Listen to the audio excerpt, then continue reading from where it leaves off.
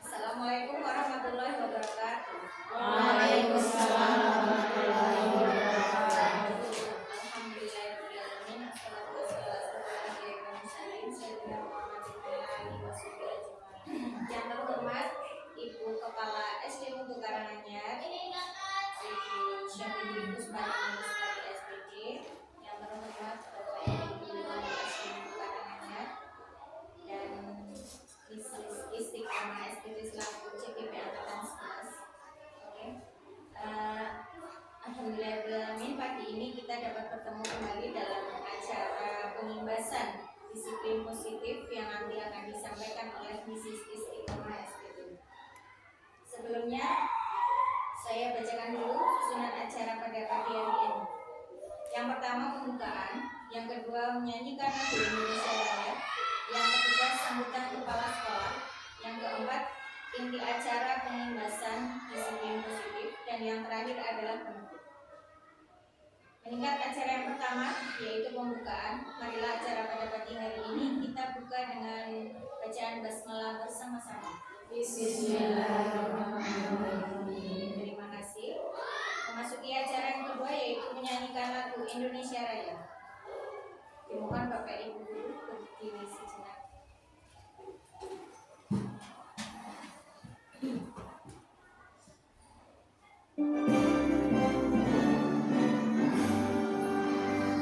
Indonesia, tanah airku, tanah tumpah darahku, di sanalah aku berdiri, jadi pandu ibuku. Indonesia kebangsaanku, bangsa dan tanah airku, marilah kita berseru, Indonesia bersatu. Hiduplah tanahku, hiduplah negeriku, bangsaku, rakyatku semuanya. Bangunlah jiwanya, bangunlah badannya, untuk Indonesia Raya. Indonesia Raya, merdeka, merdeka, tanahku, negeriku yang ku cinta. Indonesia Raya, merdeka, merdeka, hiduplah Indonesia Raya. Indonesia Raya, merdeka, merdeka, tanahku, negeriku yang ku cinta. Indonesia Raya, merdeka, merdeka, hiduplah Indonesia Raya. Silakan duduk kembali. Acara yang ketiga yaitu sambutan kepala sekolah. Kepada yang terhormat Ibu Syafidri Kusbani Lestari SPD dipersilakan.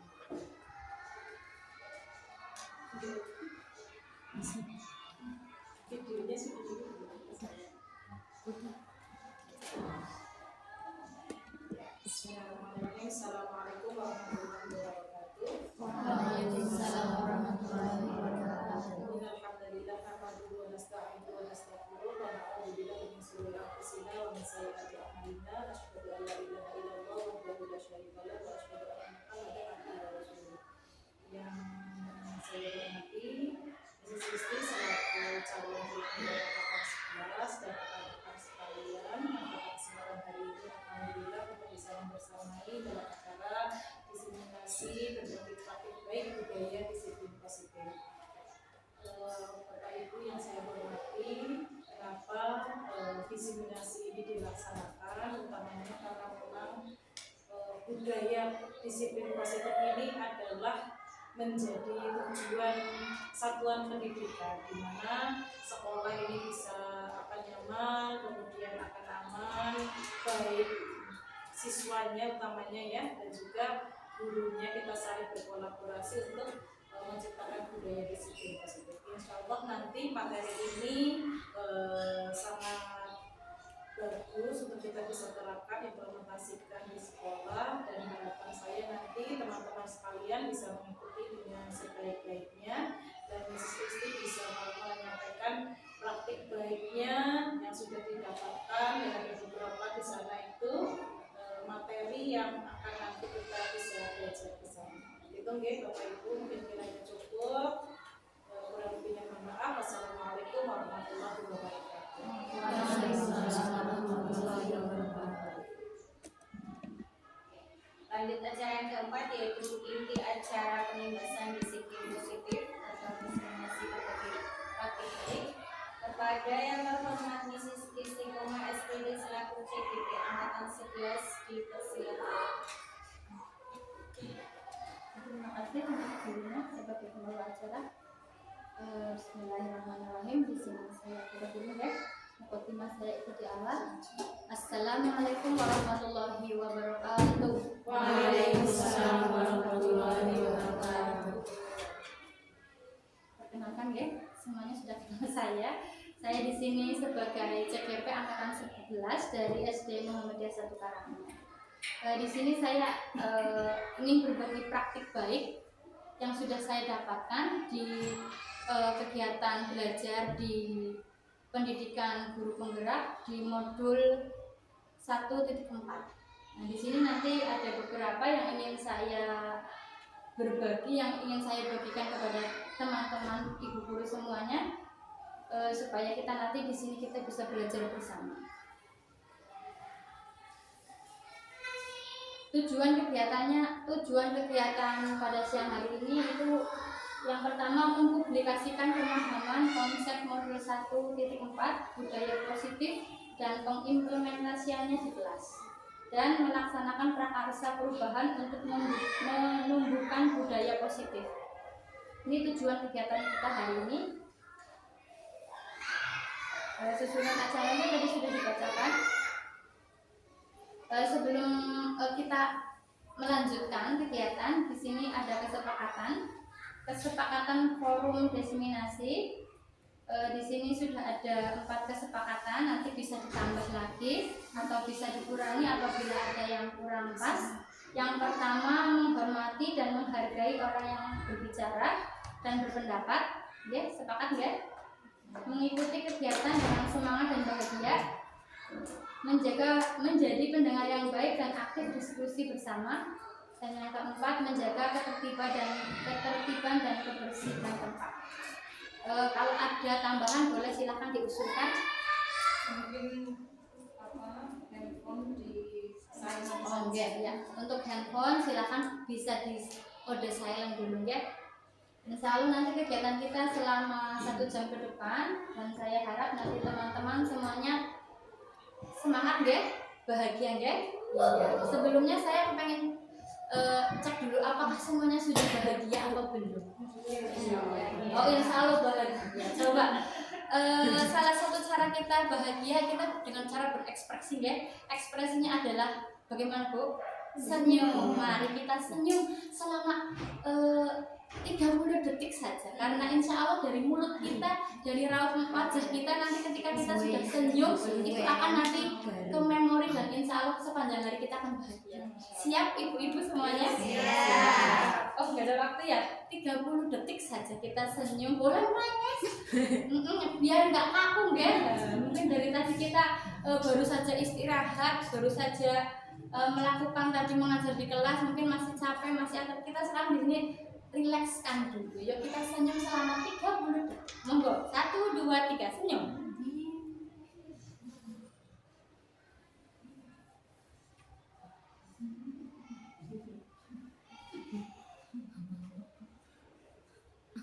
Oke, terima kasih. Ya, ternyata senyumnya manis-manis sekali ya. Semoga sepanjang hari nanti kita akan terbawa senyum kita dan kita akan bahagia. Amin. Sudah bahagia ya? Lebih bahagia sekarang, sudah senyum-senyum.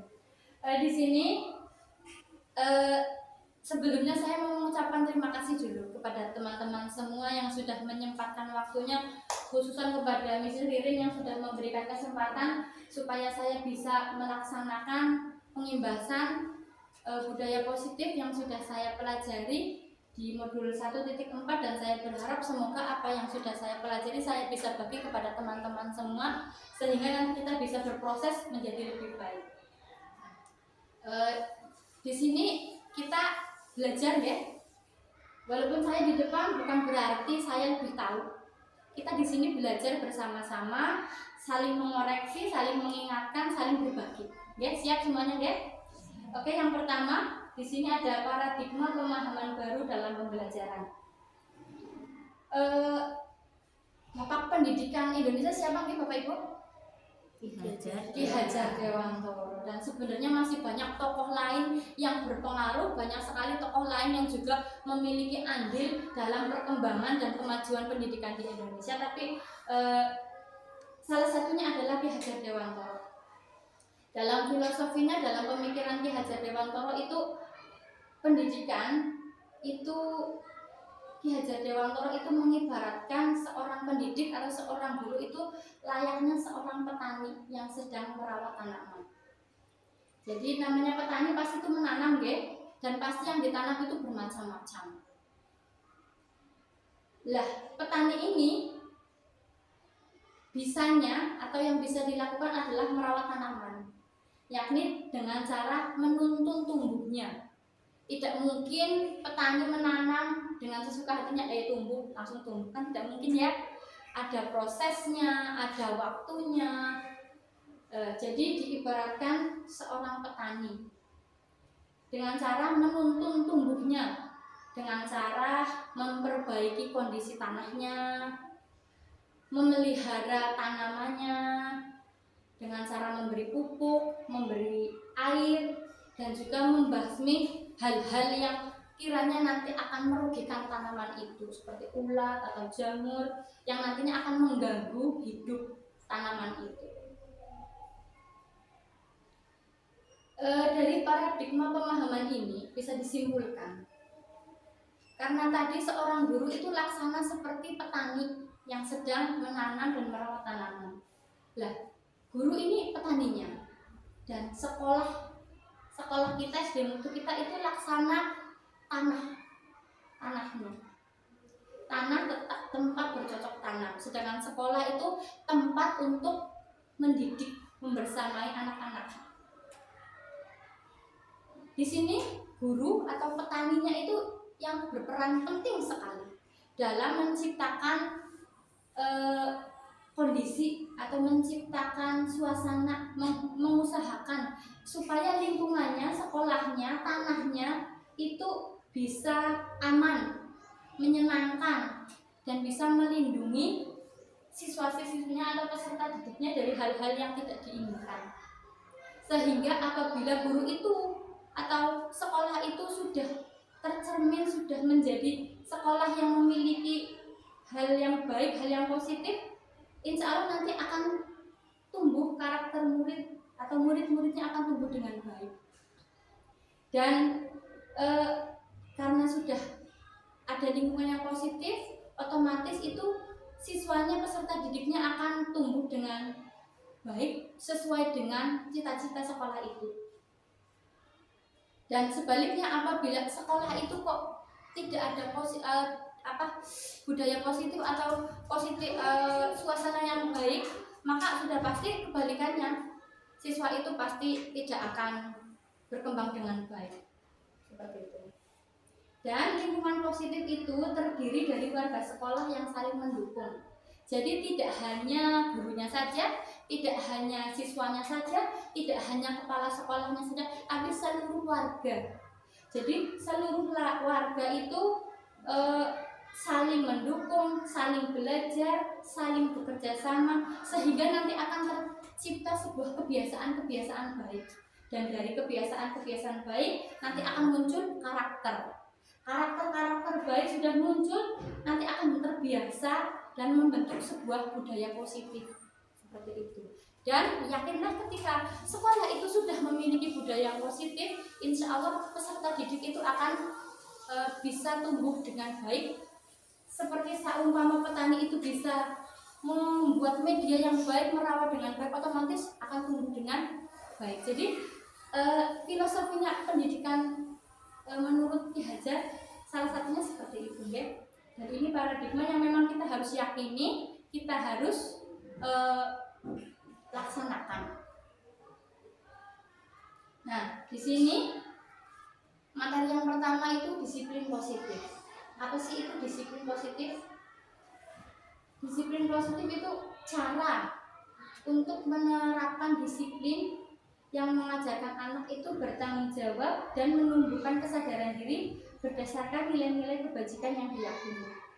Jadi disiplin positif itu, budaya positif itu sebuah cara kita mengajarkan kepada anak supaya anak itu bisa tumbuh tapi dengan kesadaran dari dirinya dan berdasarkan nilai-nilai kebajikan yang diyakini. Sebelumnya saya mau tanya, apa saja nilai kebajikan yang diyakini Bapak Ibu? Coba sebutkan 5 saja. Kebajikan, nilai-nilai kebajikan yang diyakini oleh Bapak Ibu. Silakan. Kalau saya, disiplin. Monggo yang lain. Sopan santun. Jujur. Monggo. Menghormati yang lebih tua. Bertanggung jawab. Ya, 5 ya, saya ambil 5. Itu adalah keyakinan atau nilai-nilai kebajikan yang kita yakini. Itu hal positif ya? Iya. Tujuan membudayakan disiplin positif itu apa? Yaitu tujuannya itu mengarahkan, mendisiplinkan diri supaya dapat mengontrol diri sendiri secara sadar dalam melakukan segala tindakan. Jadi kita orientasinya itu supaya anak itu memiliki kesadaran dalam dirinya, bukan karena hal-hal yang lain. Itu yang ingin dimunculkan seperti itu. Disiplin yang hadir dari dalam dirinya seperti itu. Nah, karena di Indonesia betul ya, kita nilai kebajikan yang diyakini dan yang sekarang sedang dicanangkan, sedang dibumingkan yaitu pelajar Pancasila ya. Profil pelajar Pancasila itu ada 6. Coba sebutkan, Miss Sofi. Kreatif. Bernalar kritis. Takwa kepada Tuhan Yang Maha Esa. Ya, takwa. Ya, beriman, bertakwa kepada Tuhan Yang Maha Esa. Mandiri. Satu lagi, bergotong royong. Nah, inilah nilai kebajikan yang kita yakini, yang dicanangkan, yang digaungkan supaya anak didik kita menjadi profil pelajar Pancasila. Seperti ini. Dan sebenarnya masih banyak sekali nilai-nilai kebijakan yang lain dan yang kita rangkum menjadi 6 profil pelajar Pancasila. Nah, kembali lagi ke tadi ya, kita mengharapkan anak didik kita itu memiliki motivasi yang muncul dalam dirinya sendiri. Sedangkan motivasi ada 3. Jadi manusia itu memiliki 3 motivasi perilaku. Hal yang mendasari motivasi perilaku manusia. Yang pertama itu yang untuk menghindari ketidaknyamanan atau hukuman. Jadi ketika kita melakukan sesuatu, contohnya kita disiplin gitu ya, itu yang motivasi yang pertama itu untuk menghindari ketidaknyamanan atau hukuman. Jadi kita kembali ke anak kita ya. Jadi anak kita ketika kita ajarkan supaya disiplin, supaya berperilaku baik, ada motivasi yang pertama yaitu supaya menghindari ketidaknyamanan atau hukuman. Jadi melaksanakannya itu karena ada dorongan dari eksternal, jadi dari luar ya. Saya berangkat jangan sampai telat. Nanti telat saya akan dihukum. Nah, berarti itu kan motivasi dari luar karena takut dihukum. Itu motivasi yang paling rendah. Jadi paling rendah yaitu karena menghindari sesuatu. Jadi anak itu berpikir, kalau saya tidak melakukannya, apa yang akan saya dapatkan? Kalau saya tidak mengikuti kesepakatan, akibatnya buat saya apa? Nah, itu motivasi dari luar, dari eksternal, bukan datang dari diri sendiri. Yang kedua itu motivasi untuk mendapatkan imbalan atau penghargaan dari orang lain. Ini setingkat lebih tinggi dari tadi yang pertama. Jadi anak itu melakukan sesuatu karena ada iming-imingnya. Karena yang pertama mungkin kepengen dipuji oleh gurunya, atau kepengen dinilai baik, atau karena mendapatkan hadiah seperti itu. Itu motivasi yang kedua. Itu sebenarnya setingkat lebih tinggi daripada yang tadi pertama, karena takut. Jadi ini sedikit ada rentek dari hatinya karena ingin mendapatkan sesuatu, tapi masih karena dorongan dari luar seperti itu. Dan yang ketiga, untuk menjadi orang yang mereka inginkan dan menghargai diri sendiri dengan nilai-nilai yang mereka percaya. Dan yang ketiga ini motivasi yang muncul karena dorongan dari dalam dirinya, karena meyakini datang terlambat itu bukan hal yang baik. Datang tepat waktu itu adalah hal yang baik. Dan saya merasa bangga apabila saya bisa melakukan itu. Nah, itu adalah motivasi dalam dirinya, motivasi intrinsik di dalam dirinya. Itu tanpa ada hadiah pun, tanpa dipuji pun, mereka tetap akan melakukannya. Seperti itu. Jadi ada 3 motivasi perilaku manusia. Sebenarnya tidak hanya anak, kita juga iya ya Bu.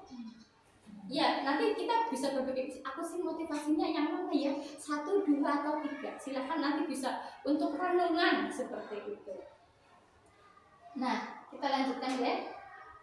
Nah, sekarang kembali ke anak kita. Yang kita harapkan anak kita itu memiliki motivasi yang ketiga, apa kedua, apa ke-1? Ketiga, iya betul sekali. Kita mengharapkan anak didik kita memiliki motivasi untuk belajar, untuk melakukan sesuatu itu karena motivasi yang ketiga. Jadi memang ada motivasi dalam dirinya dan memang itu hal yang diyakini. Aku berbuat seperti ini karena baik, seperti itu. Nah, untuk menuju anak memiliki keyakinan yang ketiga itu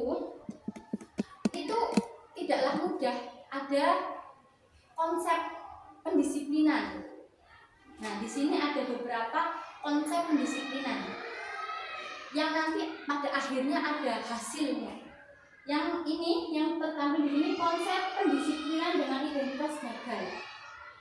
Yang pertama hukuman. Kita ingin anak kita disiplin, tetapi kita menggunakan pendisiplinannya dengan cara hukuman. Nah, hukuman itu sudah pasti menyakitkan. Siapa sih yang pengen dihukum ya? Sudah pasti tidak nyaman. Pasti murid takut, wah nanti aku telat, aku suruh lari keliling lapangan, atau nanti aku disulaki temennya, nanti aku disuruh ngapain. Nah, itu kan merasa tidak nyaman dan pasti takut. Dan pasti memaksa. Kalau hukuman. Kalau kamu datang terlambat maka kamu, nah itu adalah hukuman memaksa. Terus murid menyembunyikan kesalahan, otomatis karena takut kan berusaha bagaimana caranya supaya aku tidak ketahuan, aku berbuat salah. Pasti nanti ujung-ujungnya akan apa Bu? Bohong. Iya. Terus murid jadi rendah diri. Wah, dihukum, kamu telatan. Pasti akan mendapatkan stigma jelek dari lingkungan dan orang di sekitarnya. Nah, itu pasti akan menjadikan identitas anak itu gagal. Seperti itu. Yang selanjutnya penghargaan atau pemberi imbalan. Kadang-kadang kita melakukannya gitu. Yang datang tepat waktu nanti akan mendapatkan bintang. Nanti akan mendapatkan apa gitu. Ya, kadang-kadang kita juga melaksanakannya deh. Tapi sebenarnya itu tidak relevan, tidak efisien. Karena apa ya kita akan selalu memberikan hadiah. Apa ya kita akan selalu bisa memuji? Kan tidak. Mengganggu hubungan karena iri. Wah, temennya yang satu ini dikasih hadiah terus, kamu dapat hadiah terus, merenggangkan hubungan antar temannya. Jadi pasti ada iren-irenan. Terus mematikan kreativitas. Dia melakukan ya karena pengen dipuji, bukan karena ada motivasi dari dalam dirinya. Jadi nanti akan mematikan kreativitas. Menghukum dengan sistem ranking lah ini. Kenapa sekarang tidak ada rankingnya? Salah satunya itu. Ranking 1 yang paling dipuji-puji pasti nomor 1. Yang paling melasi nomor berapa? Nomor 2. Dia naik enggak, dia turun juga enggak. Maksudnya dapat apa nomor 2? Kayak gitu loh. Yang dipuji-puji ya yang ditanya kan nomor 1, yang dapat hadiah nomor 2, nomor 1. Dan sedangkan nomor 2 dia juga berusaha ingin nomor 1, tapi kok dia dapat nomor 2. Yang paling menyakitkan itu nomor 2, bukan yang terakhir. Nomor 2 yang paling menyakitkan. Terus merampas hak anak menghargai dirinya. Yang nggak dapat hadiah lah, udah pintar, udah biasa. Jadi dia tidak menghargai pencapaiannya, usahanya. Lah aku udah usaha ini, tetap aja itu yang bisa, itu aja yang ranking 1. Seperti itu. Makanya dengan model hukuman, penghargaan atau pemberian imbalan itu akan mengakibatkan identitas gagal. Jangan dilakukan ya Ibu. Nah, lah ini konsep pendisiplinan dengan identitas sukses. Yang pertama itu konsekuensi. Konsekuensi itu sama dengan kesepakatan. Tapi ini juga nggak mudah. Ini banyak tantangannya kalau menurut saya. Dengan konsekuensi, dengan cara membuat kesepakatan. Lah, untuk melaksanakannya pasti dengan yang pertama hanya untuk jangka pendek ya. Jadi ketika kesepakatan sudah dilaksanakan, terus kok dipantau, yang melaksanakan, tetapi ketika tidak dipantau, ya nggak tahu entah mau melaksanakan atau tidak. Perlu konsistensi monitoring berkelanjutan. Kadang-kadang itu juga jadi kelemahan Bapak Ibu guru juga. Ketika sudah membuat kesepakatan, kadang-kadang kita itu nggak konsisten. Kadang-kadang pokoknya kalau yang tidak menulis begini, ya kalau sedang di kelas, nah kalau tidak, kan jadi tidak konsisten. Ganti guru, beda lagi. Pasti nanti kesepakatannya ya kalau yang tahu guru yang menggantikan itu tahu, ya kalau nggak tahu, konsekuensi itu tidak bisa dijalankan seperti itu. Stimulasi respon, ya kalau yang tahu ini nggak boleh, ini ada kesepakatannya, ya mungkin bisa melaksanakan. Lah kalau ada anak yang bebal, ibaratnya lah cuek lah, masa bodoh, itu nggak berlaku untuk dia seperti itu. Murid menghormati peraturan, ya pasti karena sudah peraturan itu dibuat bersama-sama, mau tidak mau harus menghormati peraturan yang sudah dibuat, sudah disepakat bersama-sama. Selanjutnya kehilangan waktu untuk merenungi kesalahan, ya pasti kan ada konsekuensi dari perbuatan seperti itu. Itu konsekuensi sebenarnya baik, bagus juga, tetapi tantangannya adalah butuh konsisten dan benar-benar memiliki kesadaran bersama-sama. Nah, yang selanjutnya itu restitusi. Restitusi itu nanti murid bertanggung jawab dengan perilakunya. Saya bacakan dulu saja ya.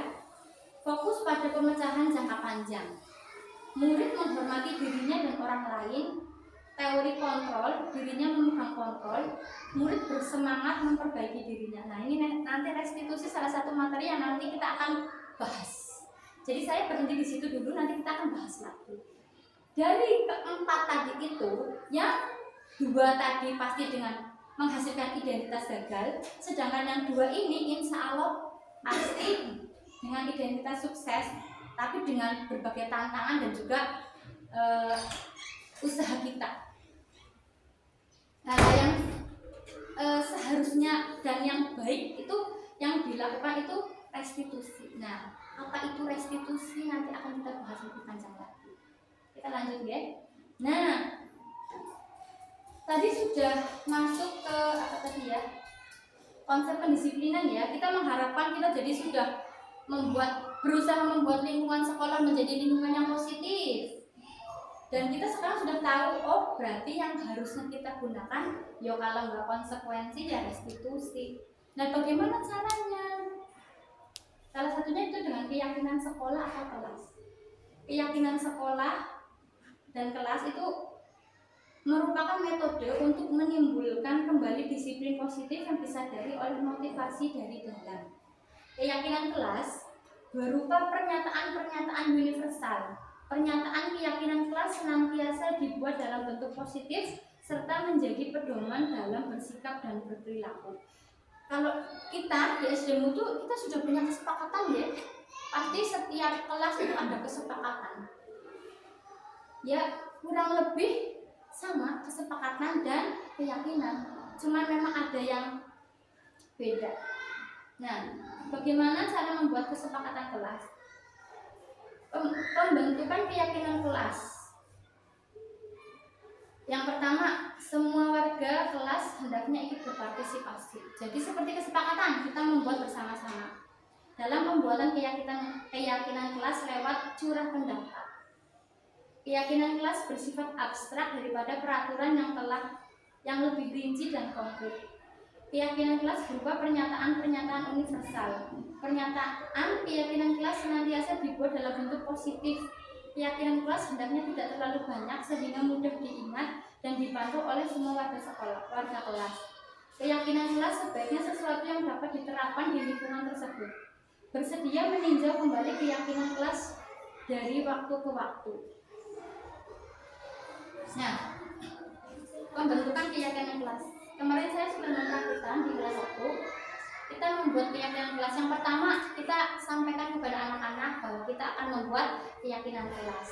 Yang kedua, kita memberikan kesempatan untuk semua anak untuk memberikan pendapatnya. Keyakinan apa sih yang mereka yakini tentang disiplin positif. Nah, di situ mereka kemarin kelas 1 ya, ini yang gambar pertama itu awalnya, yang kedua sudah saya kasih kertas dan mereka nanti menulis, karena kemarin itu kelas itu kan belum bisa menulis ya, saya bantu menulis, saya tanya keyakinan kamu apa, disiplin menurutmu itu bagaimana. Nah saya tanya, dan kemarin itu anak-anak muncul, tidak boleh terlambat Miss, tidak boleh buang sampah sembarangan, tidak boleh mengejek, tidak boleh memukul, menyayangi, mendengarkan kalau Miss sedang berbicara. Nah itu banyak sekali. Nah dari keyakinan-keyakinan dari curah pendapat dengan anak-anak itu saya kumpulkan, saya klasifikasikan.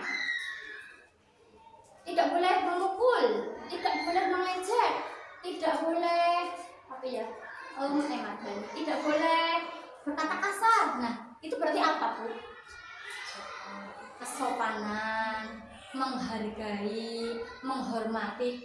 Itu kan tadi ada kata tidak boleh. Berarti kan itu kalimat apa Bu? Negatif. Jangan pakai kalimat negatif untuk pembentukan keyakinan kelas. Kita buat dengan kalimat positif. Berarti kita rangkum. Yang tidak boleh memukul, tidak boleh menghina, tidak boleh. Saya rangkum menjadi setiap warga kelas saling menyayangi, saling menghormati, saling menghargai. Siapa? Ke siapa? Oh ke misis, ke teman-teman, ke orang tua. Berarti ke semua orang. Ada yang menyampaikan, misis gak boleh coret-coret, gak boleh buang sampah. Saya rangkum, menjaga kebersihan, kerapihan, dan keindahan kelas. Seperti itu. Jadi keyakinan kelas tidak menggunakan kalimat negatif, dan itu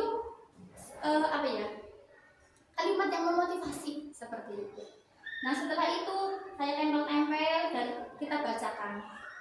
Nah ini keyakinan kelas semuanya ditulis, dan dari curah pendapat dengan anak-anak, dari kalimat yang disimpulkan menjadi kalimat positif, dari kita berdiskusi siapa yang akan melakukan, kita menghormati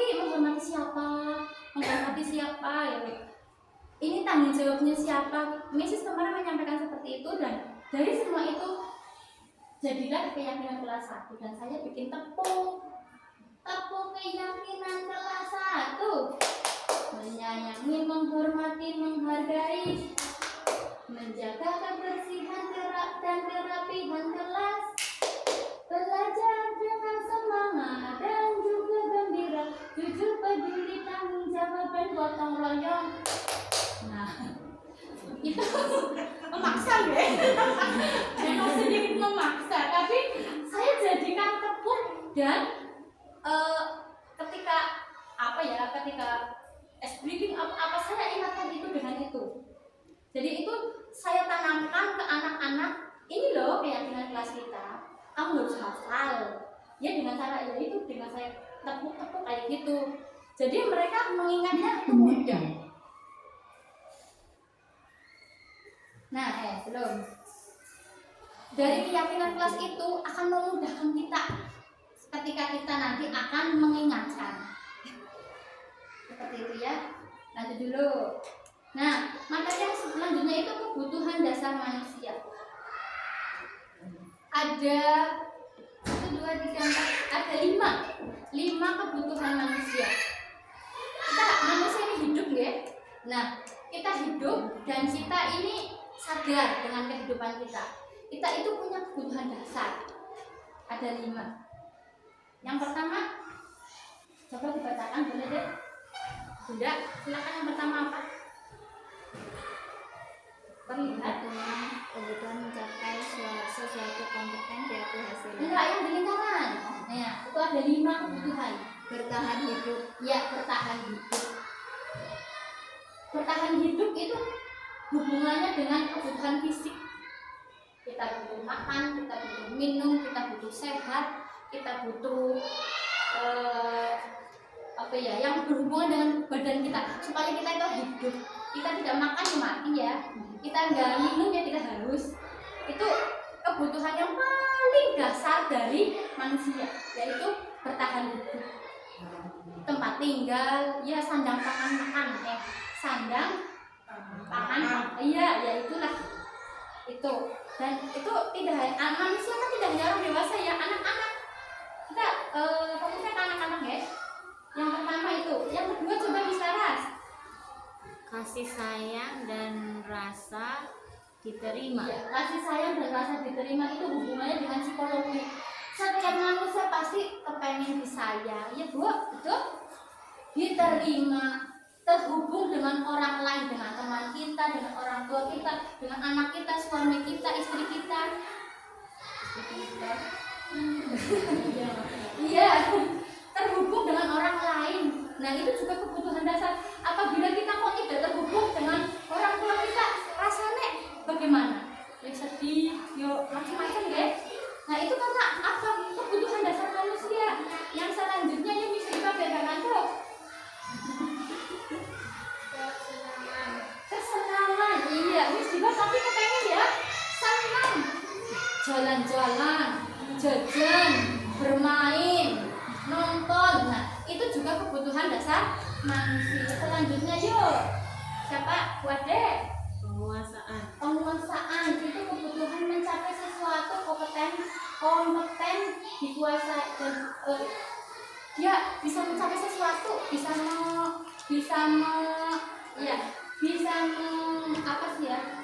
dihargai lah hasilnya. Nah, bagaimana jika kebutuhan dasar tidak terpenuhi? Ketika kebutuhan dasar tidak dapat terpenuhi, maka mereka akan mencari cara untuk memenuhinya. Dengan cara ada yang positif, ada yang negatif. Dan kalau negatif biasanya pasti akan melanggar peraturan, berbuat hal negatif, itu pasti. Nah, kita di sini ada contoh kasus ya. Di sini kita lihat anak-anak kita di SD Moto. Contoh kasus. Ketika anak kita kok ada satu kebutuhan yang tidak terpenuhi, pasti nanti akan berbuat hal yang tidak baik, hal yang negatif. Contohnya ini contoh kasus kalau di kelas 1 itu ada Arka sering kabur dari sekolah, sering mukul temannya. Kira-kira Arka ini ada kebutuhan apa yang belum terpenuhi? Kasih sayang, perhatian. Kalau disayang, diperhatikan itu sama orang tuanya sama disayang. Tapi kenapa dia kabur? Kalau menurut pengamatan saya, itu karena dia ingin ada satu. Tadi kebebasan belum ya? Tadi lagi kebebasan. Kebebasan, kebutuhan akan kemandirian, memiliki pilihan. Jadi dia ingin bebas. Kalau menurut saya, Arka ini kebebasannya yang tidak terpenuhi karena dia di rumah, di rumah. nggak main jauh-jauh, dia terkekang. Jadi dia sering kabur, dia sering tahu-tahu main ke rumah temannya nggak pulang seperti itu, karena dia mungkin salah satunya itu ada yang belum terpenuhi, yaitu kebebasan. Novel kemarin itu membawa Raka ke sekolah, itu mungkin menurut bapak itu apa? Kebutuhan dasar apa yang belum terpenuhi? Ya pengakuan, iya, kepengen dianggap gede, kepengen aku ini tahu betul. Dapat ada kasus apa dapat pun? Menjahili teman. Apa kebutuhan yang belum terpenuhi? Perhatian. Perhatian. Deris apa bu? Dia itu caper. Mungkin dia butuh kasih sayang juga ya, butuh kasih sayang, butuh perhatian karena memang dia jauh dari orang tua. Ilham, ini komplek. Apa bu yang dijelaskan? Kalau menurut saya Ilham itu komplek. Dia kasih sayang kurang. Dulu waktu kelas 1 kembangannya itu makan. Dia paling suka, paling sering lapar karena ternyata berangkat sekolah nggak sarapan. Ternyata kebutuhan dasarnya itu belum terpenuhi, makanya yuk begitu. Pinter buat bu. Kebutuhan dasarnya pinter yang belum terpenuhi, kenapa kok banyak masalah? Kurang perhatian, iya. Jadi dari situ kita sebagai guru kita harus tahu ketika ada masalah dengan murid, jangan langsung ini bocah nakal, ini bocah begini. Coba kita tengok ada kebutuhan dasar apa sih yang belum terpenuhi, dan bisa jadi dengan cara kita memenuhi kebutuhan dasar itu nanti kita anak itu akan jadi baik, dan kita sebagai guru harus bisa seperti itu, harus tahu nanti ya. Nah, setelah kita tahu kita ada masalah, setelah ada masalah kita mau menyelesaikan, kita tidak akan menghukum ya, hukuman itu identitasnya gagal, tidak akan banyak menguji, itu nanti juga gagal. Nah, kita akan ya boleh konsekuensi, boleh restitusi. Nah ini ada 5 posisi kontrol guru. Jadi kita nanti akan berdiri di mana? Ada 5 posisi. Yang pertama penghukum, pembuat rasa bersalah, teman, pemantau, dan manajer. Nah, di sini ada contoh penerapan 5 posisi kontrol. Contoh kasusnya itu siswa sering berkelahi dengan temannya. Kalau dia berdiri di posisi penghukum, dia akan patuhi aturan sekolah lalu silakan lari mengelilingi lapangan, itu menghukum. Posisi yang diambil. Posisi yang kedua membuat rasa bersalah. Berapa kali bu guru harus memberitahu kamu, bu guru sangat kecewa dengan kamu. Lah ini membuat rasa bersalah. Kita kadang-kadang juga seperti itu ya, dan kadang-kadang itu nggak sadar. Kenapa sih mas kamu seperti itu? Kan sudah begini. Kadang-kadang tak usah juga, Yesus kecewa. Nah, ketika anak mendapatkan statement seperti itu, dia jadi ini aku salah. Nah, ini umum ya, ini umum terjadi. Tapi sebenarnya ini bahaya sekali bu, lebih bahaya dari hukuman. Karena apa? Ketika hukuman sudah dihukum, sudah selesai, ya sudah, masalah selesai.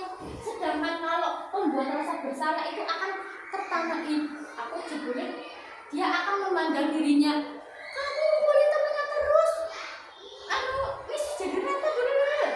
Dia akan menilai dirinya, aku tuh bocah nakal, akan bertanam.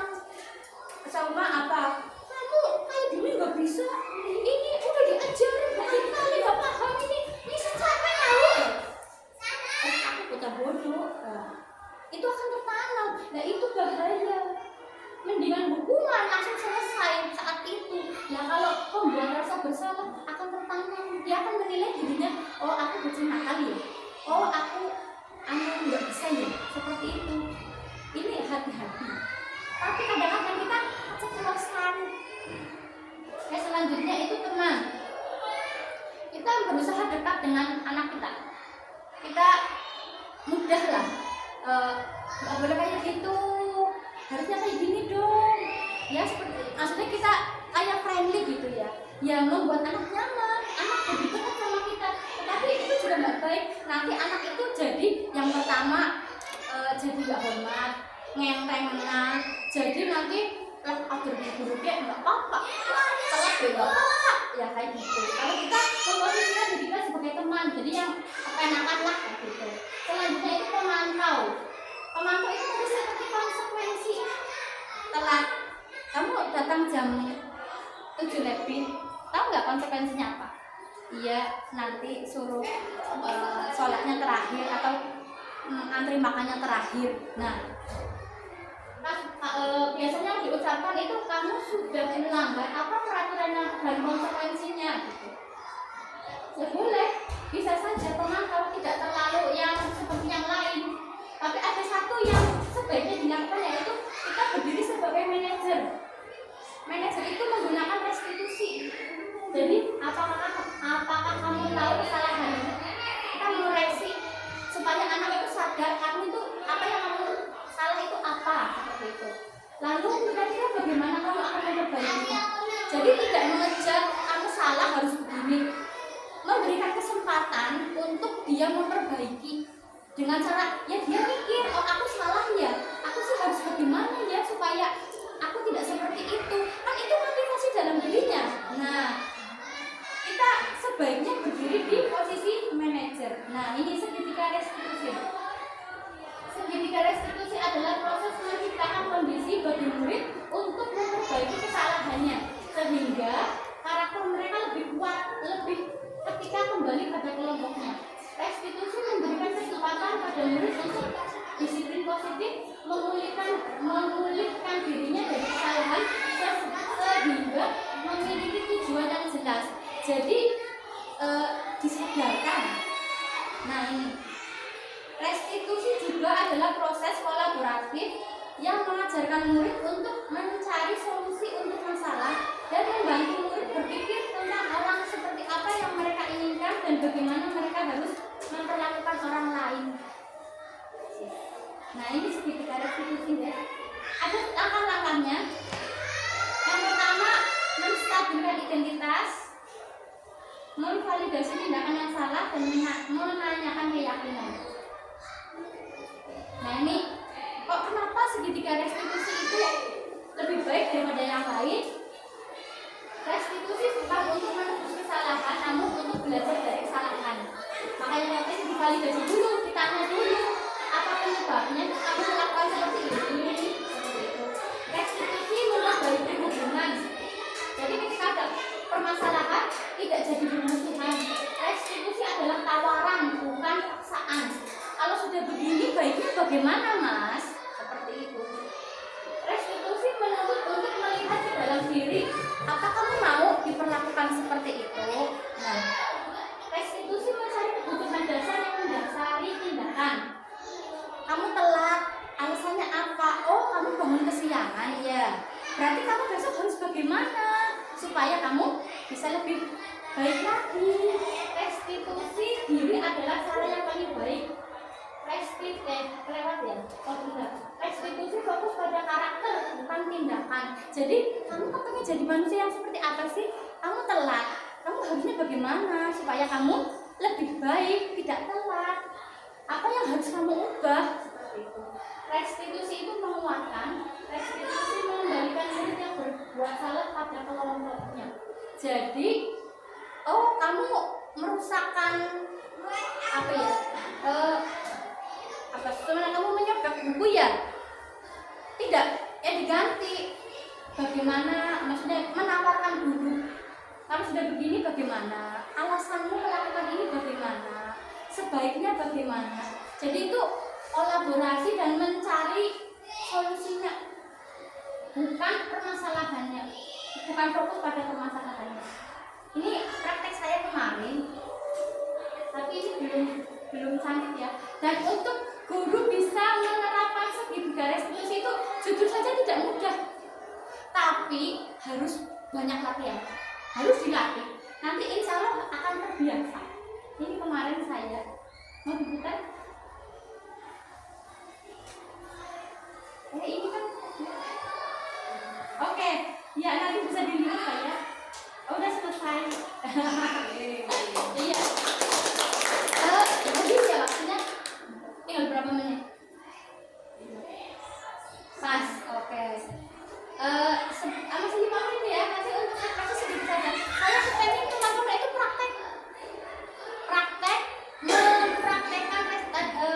segitiga restitusi itu bagaimana? Ya saya aja nggak apa-apa. Mbak Sofi sini coba. Mbak Sofi punya kasus. Ini Mbak, sebentar ya. Ini sih sebagai guru, Mbak Sofi sebagai murid. Iya. Mbak Sofi ini kasusnya berkelahi dengan temannya. Sini Mbak. Sofi sebagai murid ya. Sofi itu habis berkelahi dengan temannya dan sampai merusak barang milik temannya. Pertama, gurunya itu membuat suasana jadi lebih nyaman dengan duduk. Mbak Sofi bisa ngobrol sebentar? Jawab Mbak. Mbak Sofi tahu nggak kenapa kok Mrs. manggil Sofi ke sini? Oh tahu. Menurut Sofi kenapa kok dipanggil?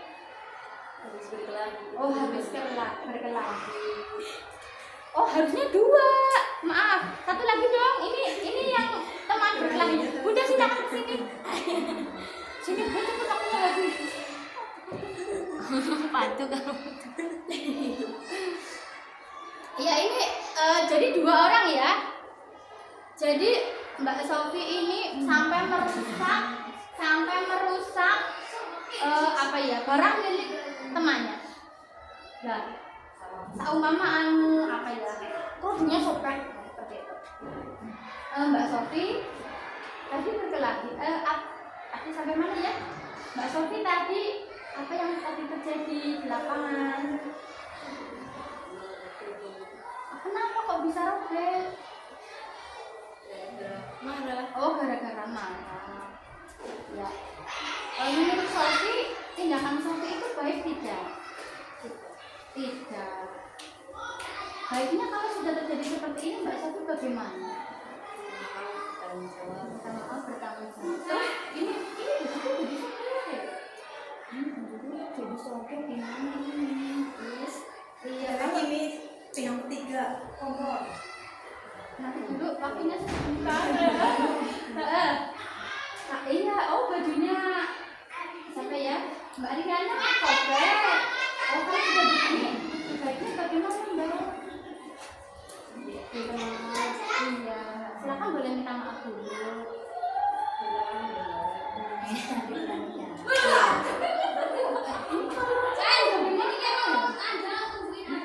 Gimana? Nanti aku dimarahin orang tua aku. Iya, bagaimana Mbak sebaiknya?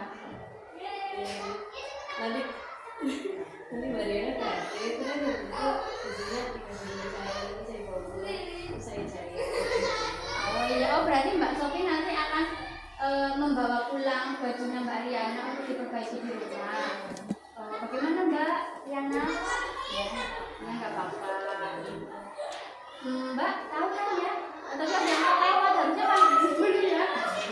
Yang kamu lakukan itu betul apa tidak? Dengan teman, keyakinan kita apa ya? Saling menyayangi, menghormati dan menghargai. Mbak Sofi sudah mau memperbaiki, sudah mau minta maaf. Ketika kita berbuat salah itu wajar. Yang penting bagaimana kita mau memperbaiki. Dan sebaiknya tidak terulang lagi. Mulai kapan Mbak Sofi tidak akan mengulang lagi? Besok akan berteman baik lagi? Iya. Ya, kurang lebih makasih. Kurang lebih seperti itu ya. Jadi pertama kita memvalidasi bahwa tindakanmu itu salah dan bagaimana kamu harus memperbaikinya. Kan Mbak Sofi merasa disalahkan tidak? Iya. Hah? Enggak. Maksudnya merasa diintimidasi tidak?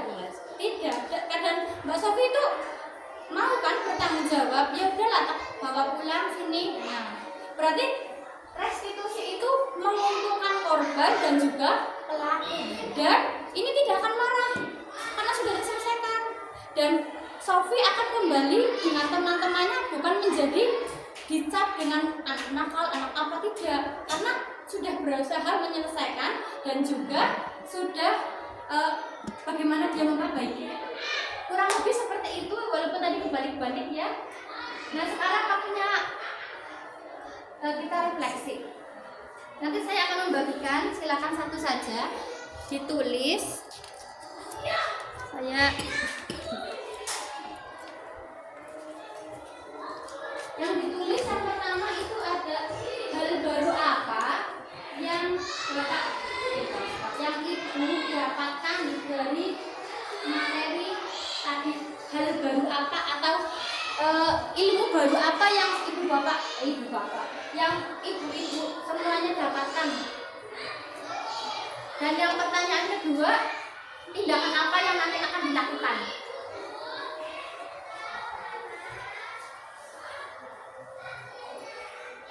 Hal baru apa yang didapat dari pembiasan pengimbasan ini, dan apa yang nanti akan dilakukan setelah ini, setelah mendapatkan materi ini itu apa?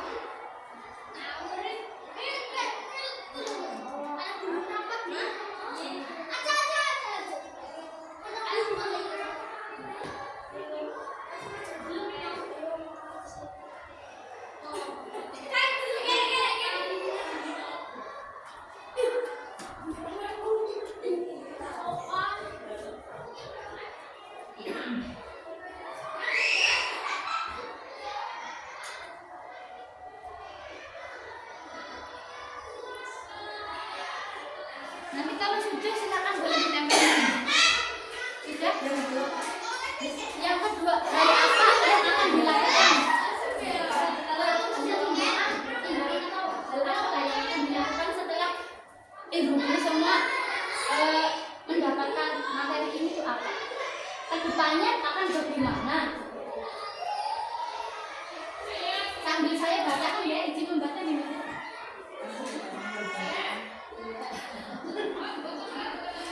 Saya izin membacakan ya. Hal baru yang didapatkan seketika restitusi.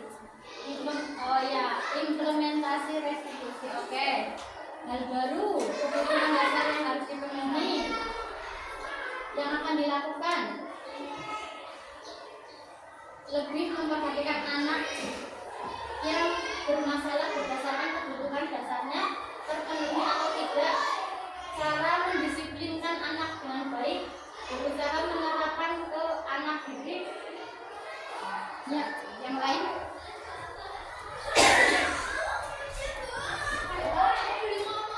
Dan memang tidak mudah untuk menerapkan segitiga restitusi, tapi kalau sudah terbiasa, sudah terbangun, itu akan dengan mudah. Bang, pasti setiap kelas kan sudah ada keyakinan kelas kan ya? Ya, kesepakatan kelas lah. Ketika kita mengingatkan, kita nggak usah jauh-jauh, nggak usah repot-repot banyak berbicara. Kita ingatkan, masih ingat nggak keyakinan kelas kita? Kadang-kadang kalau saya mengingatkan anak-anak, Mbak, keyakinan kelas kita apa? Yo, menyayangi, menghormati. Mereka terus ingat, tidak perlu banyak diceramahi, insya Allah sudah bisa.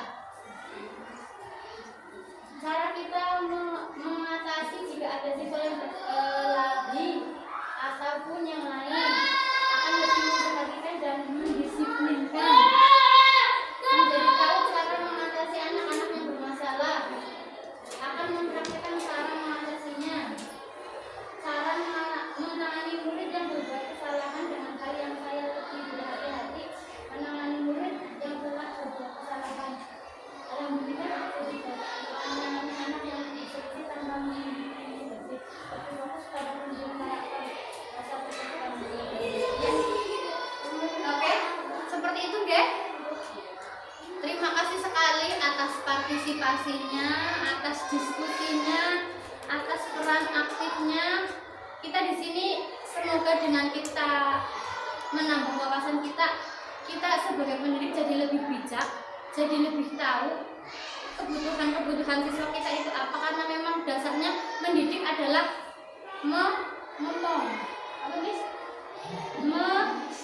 Membimbing. Hah? Membimbing. Iya, membimbing kan dari mantur apa namanya? Seperti petani. Iya, guru itu ngomong. Iya, iyalah seperti itu ya. Iya,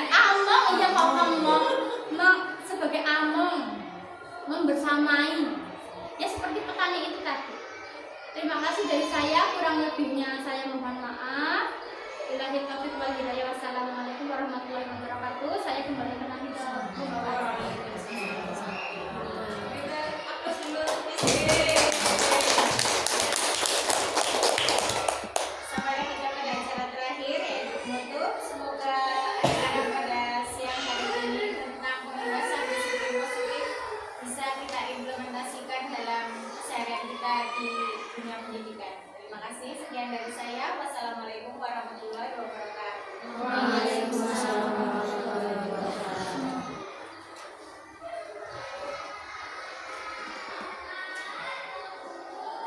Nanti foto bersama ya teman-teman.